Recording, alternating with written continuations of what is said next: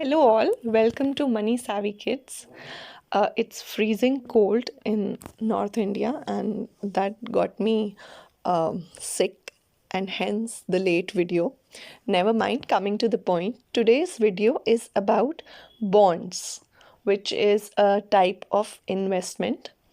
So, bonds क्या होते हैं, इनके बारे में हम समझेंगे.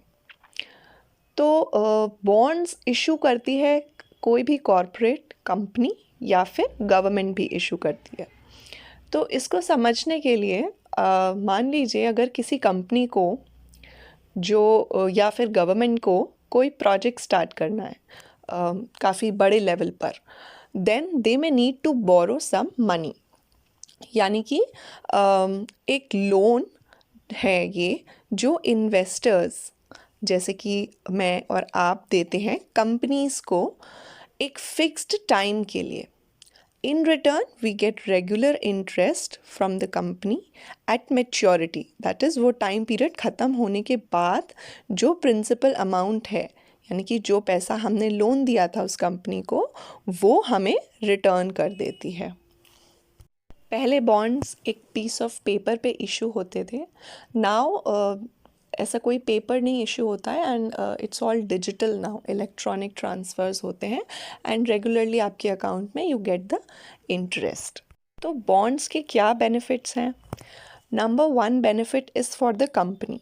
Company gets capital for the project. एक साथ इकट्ठा पैसा अलग अलग इन्वेस्टर्स से वो कलेक्ट करके कंपनी अपने बिजनेस में लगाती है. क्योंकि इतना पैसा उन्हें बैंक से तो लोन नहीं मिलेगा. May be if the company needs से इन करोड्स एंड करोड्स, तो उसके लिए अलग अलग इन्वेस्टर्स से वो पैसा लेती है इन फॉर्म ऑफ बॉन्ड्स. दूसरा बेनिफिट ये है that investors get a fair value for their money in form of interest. So if we have to compare it with stocks या शेयर्स जो हमने अपने लास्ट वीडियो में पढ़ा था, वो भी कंपनी फंड रेज करने के लिए ही यूज़ करती है. बट इसमें थोड़ा सा डिफरेंस है. बॉन्ड्स में कंपनी इन्वेस्टर्स को इंटरेस्ट देती है सेमी एनुअली, यानी कि साल में 2 बार. पर शेयर्स या स्टॉक्स में ऐसा कोई इंटरेस्ट नहीं होता है.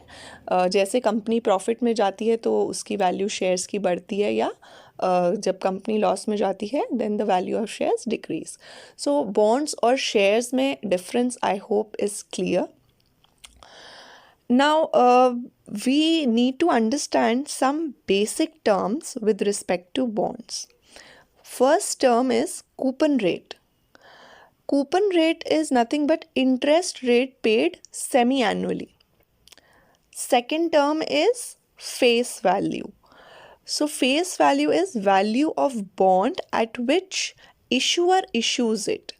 इसे हम बॉन्ड की ओरिजिनल वैल्यू भी कह सकते हैं. फॉर एग्ज़ाम्पल 30 ईयर्स का एक बॉन्ड है जो कि 1000 रुपीज़ की फेस वैल्यू पे इशू किया था एट कूपन रेट 4%. तो यानी कि इन्वेस्टर को 40 रुपीज़ मिलेंगे अगले 30 साल तक, साल में 2 बार. May be in June September या June December, depends on the bond conditions. तो ये तो था कूपन रेट और फेस वैल्यू का concept. Now there is one more concept of yield. So हर बॉन्ड की एक यील्ड वैल्यू होती है. तो ये यील्ड हम कैसे निकालते हैं? Yield is coupon rate divided by face value. Example अगर देखें तो मान लीजिए एक कूपन रेट है 7.5% पर और 1000 रुपीज़ के एक फेस वैल्यू बॉन्ड पे. So if we go by this logic, हमें 75 रुपीज़ मिलना चाहिए साल में 2 बार. तो अगर हम यील्ड कैलकुलेट करें that will come 75 plus 75 divided by 1000, यानी कि इस बॉन्ड की यील्ड हुई 15%. तो यील्ड को अगर हम सिंपल टर्म्स में समझें तो ये हमें बताती है कि हमारा टोटल रिटर्न कितना होगा जो पैसा हमने इन्वेस्ट किया है. Now the next question is why yield is important. See, bonds can be bought at a discounted rate, meaning at a price less than its face value.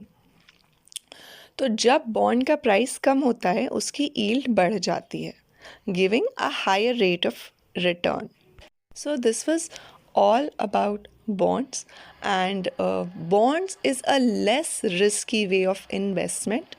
इसीलिए इसका रिटर्न, जो रेट ऑफ रिटर्न है वो भी बहुत ज़्यादा नहीं होता है, and it's pretty much fixed. Hence it is considered one of the safer ways to invest. So this was all about today's video. I hope you would have got a little information about bonds, and if you have any doubt, you may comment in the comment section. See you in the next video. Take care.